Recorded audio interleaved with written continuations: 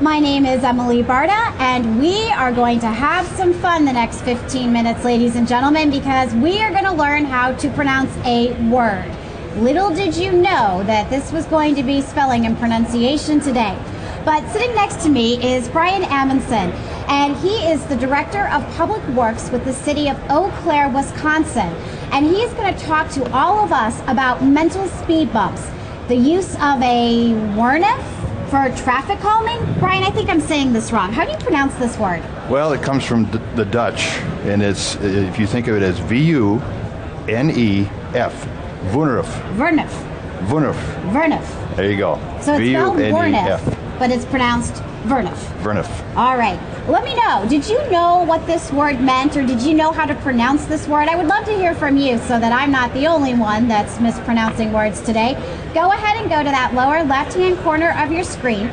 Click on that Q&A button and let us know if you're familiar with a WRNF, if you had heard of this concept, if you've implemented one in your community or you've seen one in your community, and let me know if you knew how to pronounce it or if you just learned from Brian as well. So, okay, now that we know how to say WRNF, what is this?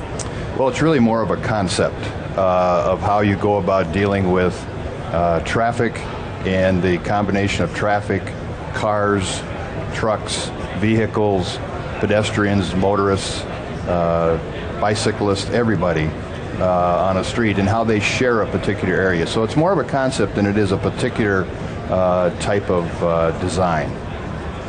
So it's a concept. Right. And I'm understanding that there's a book revolving around this concept that might have had an impact in your life. Talk to us about this. Well, there is. And I guess if you think of the concept that traffic is a social problem, it's not a design problem. And if you take that initiative, we were involved several years ago, probably 10 years ago, in a very controversial type project that I actually read the book, Mental Speed Bumps, and how to tame traffic using different types of techniques. And one of the things they said you should do is go sit in the middle of the street and see what happens. And so I did that.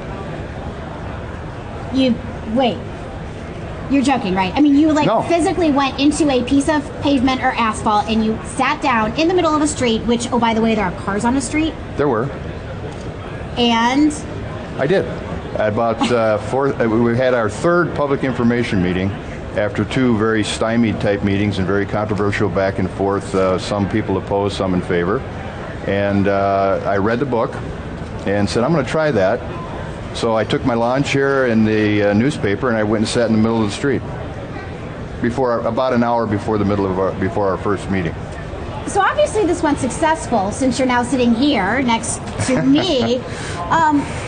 Once you decided to sit in the middle of the street, and ladies and gentlemen, this is live and this is truly a conversation because obviously I had no idea that we were going to be talking about Brian putting his life in danger by sitting in the middle of a street with oncoming traffic, which obviously went well, but we are not suggesting that you should do this at home. Please do not try this at home. All right. Actually, I am suggesting you do that. No. Okay, so what? Once you sat in the middle of the street, what happened?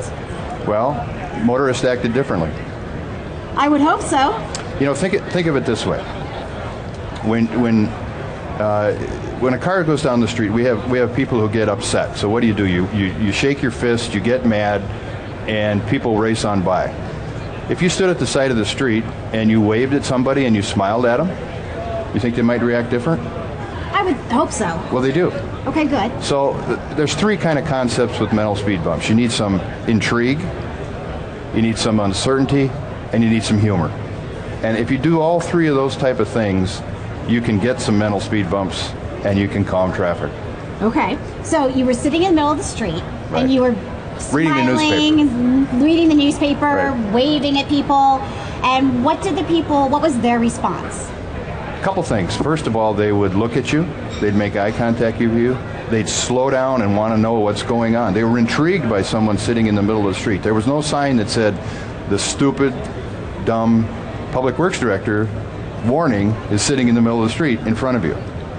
Drove down the road, saw a person sitting in the street, and slowed down and were intrigued by the fact that you were there. Okay. So what did you take away from this? I took away from it that what I read in the book is really true. Which is? That if you do create some intrigue and you create some things for folks, you can change how they drive. I grew up, I'm an old, as you can tell by my hair, I'm not a young engineer. I'm a traditionalist. I grew up with this is how you design things, this is how you build things. You make things certain, you make them bigger. But that's not necessarily the way you deal with traffic calming, primarily in residential areas, but in other areas as well. Okay, so how did you take this information and this experiment and apply it to the city of Eau Claire? Well, actually what was interesting on that particular meeting, I had some of the residents actually sitting on the lawn beside me watching that happen. And so they were able to see what motorists did and how they reacted to that. We took that and then converted that into a design project that rebuilt about a 500-foot section of roadway using many of the concepts of a Wunderf and trying to put some mental speed bumps into what we were doing. So, what specifically were your mental speed bumps that you implemented? Well, one of the interesting things is we actually put a street light right in the middle of the road. And the primary contact, the first comments I got after we finished the project was, you put a street light right in the middle of the road, why'd you do, people are going to run into it. Well, it's been there for almost a year and a half now and no one's run into the street light. And it's right in the middle of the road. Well, the first thing they say to me, there's a street light in the middle of the road. And I said, how do you know that? And he said, well, I saw it. I saw it. Right. So, you're really encouraging people to take a moment to view and their surroundings. Absolutely. Get engaged in driving. What we've done in engineering so much is we've made it so consistent, so uncertain, that there is no decision making that has to be made by the motorist. And that's problematic, I think. You think the discussions over the years that we've had about roundabouts. One of the reasons roundabouts I think are a little bit safer is that people have to drive them. You have to pay attention to what's going on. You just don't have a signal say now go, and so that's what needs to happen. There's another book I encourage everybody to read, and I had read that about the same time.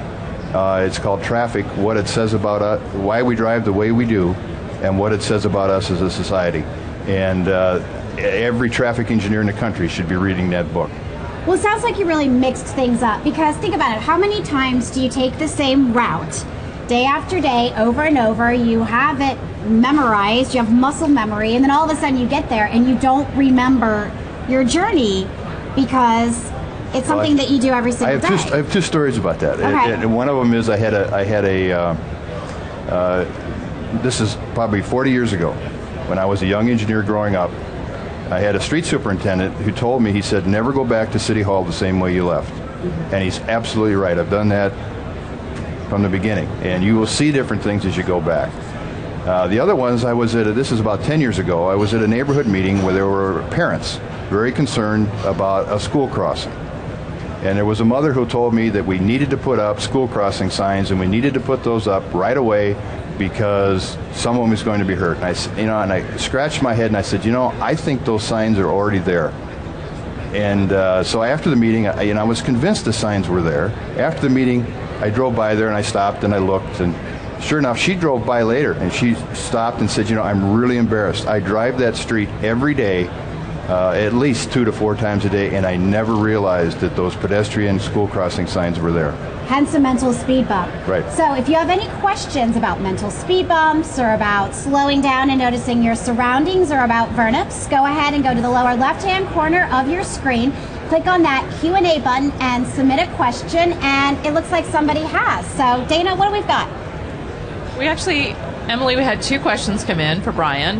The first is, have emergency services personnel bought into this idea, and how has that gone? And then second is, when this book was written and when you were sitting in the middle of the street, what was the rate of texters texting on their smart cell phones while driving? About this crazy public works director sitting in the middle of the seat? No, actually, the way people are texting on their phones now, is this still a good idea? That's a good question. Go to the first question had to do with, what was the first one again? Dana, could you please repeat the first question? The first question was... Sure. The first question is, emergency. Oh, emergency personnel. vehicles. Actually, that was one of the impetus because we had a very controversial on this piece was close the road, don't close the road, keep it open for emergency vehicles, keep it open for other kinds of vehicles for us in the neighborhood. And the final design that we ended up with is very open for emergency vehicles. So it's absolutely they have bought into it completely and it's no problem whatsoever. In terms of the texting, I'm not sure I understood exactly the question, but I don't know that there was, when I was sitting in the middle of the road, that there was any texting going on. I was not aware that that actually happened. Distracted driving is a problem, but I think if you create some intrigue and some interest and uncertainty, people will start to pay a little bit more attention to what's going on. So it sounds like creating this intrigue and this interest and mixing things up a little bit would actually force people to pay more attention to the road and not slip into those bad habits like texting while driving because they know the route. Let me give you an example of how people act. When you walk up to a stranger's house or you go into a stranger's house and you go in the front door and there are shoes laying on the front door, what do you normally do? If it's a stranger's house and I see a pair of shoes? Somebody you know. Oh, I'm sorry. It doesn't matter, either stranger, either way. You walk into a house, there's a pair of shoes on the floor. It's several pairs of shoes right at the front door. What do you normally do? Walk over them? You take your shoes off? Most people will. Most people, if you walk into a house that you've not been in before and there are shoes laying at the front door, you'll probably take your shoes off. If they're not, you probably won't. That's a little bit what you're trying to do with these type of mental speed bumps, is say, look, this is a shared zone where we're going to share bicycles, pedestrians, and cars. We're going to share this area together. So we're going to put some shoes in there that make you take your, if you're a car, you can come in here, but you got to act a little bit different. So we're going to make you take your shoes off when you walk into this space. And that's really kind of the whole concept of what we're trying to accomplish with these mental speed bumps. All right, so what we're trying to accomplish here is to make all of this make sense. So if you have any more questions, we have just a few more minutes with Brian. Be sure to go to that lower left-hand corner of your screen, click that Q&A button, and submit your question. And of course, everyone, whether you're here in Anaheim or you're joining us from your hometown, be sure to get involved in the conversation on Twitter via hashtag APWA Expo. And it looks like someone has submitted a question. Thank you. We do. We have another question. Paul and Pam, thank you for watching and participating today. But they submitted similar questions, Brian, about the city attorney and the insurance company and the legal department. How do they react to these kinds of ideas, especially when you talked about putting the stoplight in the middle of the road? Well, the street light in the middle of the road really, well, we've not done anything that's illegal. We've done nothing that has caused any legal problems at all. I suspect there's always that chance that something could happen and could occur, and the legal folks would say you shouldn't have done that. One of the interesting things we had to do was with signs. We built this originally with no signs, and it wasn't within a day or 2 days of us having this open that we were asked to put up, well, how do we act in here? What do we do? We did give in and put in a sign that said you have to drive 15 miles per hour and put up some no parking signs, but that's it. There's no other signs to telling you what you have to do. So you're leaving it up to the driver to anticipate and act appropriately. Well, the driver, the pedestrian, the bicyclist, the person walking or running down that street, all those people are interacting together in a shared zone. But we really appreciate you interacting with us and talking to us about shared zones. Now, for everyone here in Anaheim, Brian is giving a session giving a session on Wednesday, which is the 29th of August at 8:30 a.m. entitled Mental Speed Bumps, Use of a Vertif for Traffic Calming, and that is in room 304C. For everyone joining us from home, it sounds like Brian recommends 2 books so that you can get more information about this topic, and remind us what those books were. Pull this one up and let us see it. One of them is Mental Speed Bumps, Hold it up. The Smarter Way to Tame Traffic, and the other is called Traffic, simply that's the name of the book, Traffic, Why We Drive the Way We Do and What It Says About Us as a Society. Wonderful. Well, Brian, we appreciate you letting us know what this crazy public works director of Eau Claire, Wisconsin says about creating mental speed bumps. Thank you for spending some time with us. And thank you so very much for joining us. Be sure to come back at 11:45 Pacific time, where we are going to talk about protecting trees during public construction projects with Jennifer Gulick from the Davie Resource Group. Thank you so very much, Brian. We'll see you back here at 11:45 a.m. Pacific time.